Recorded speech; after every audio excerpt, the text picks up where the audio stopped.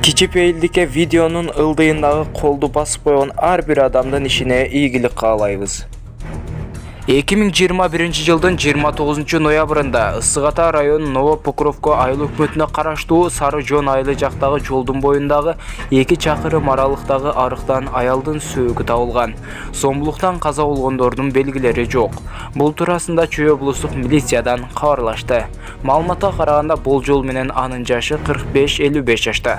Жылаңач жүргөн. Аял кишинин сөөгүнүн жанынан кара түстөгү аялдардын спорттук шымы, кара түстөгү күрмөсү, бир жуп көк байпак табылган. Трикотаж. Аталган факты Ысык Ата райондук милициянын кылмыш жаза кодексинин 144 беренесинин коркунучта калтыруу негизинде катталган.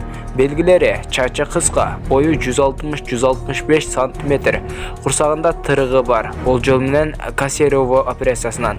Милиция бул аялдын сөөгүн тааныгандар болсо, Ысык Ата район ички иштер башкармалыгына 0509 19 11 90, 0312 61 69 07, 0708 телефондор аркылуу кабарлап коюуну өтүнөт. Казакстан картошка, сабиз жана бодо малды экспорттоого тыюу салды. Бул тууралуу Sakon KZ билдирди.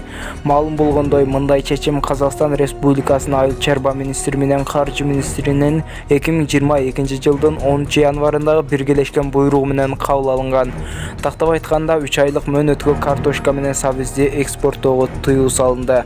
Ошондой эле 6 айга бодо малды, кой эчкилерди сыртка алып чыгууга тыюу салынганы тууралуу айтылды. Буйрук 22 январдан тарта күчүнө кирет. Мал жана жашылчаларды экспорттоого тыюу салуу боюнча бааны турукташтырууга жана ички рынокто тартыштыктын пайда болушун жоюу максатында кабыл алынган деп айтылат Казакстандын Айыл чарба министрлигинин билдирүүсүндө.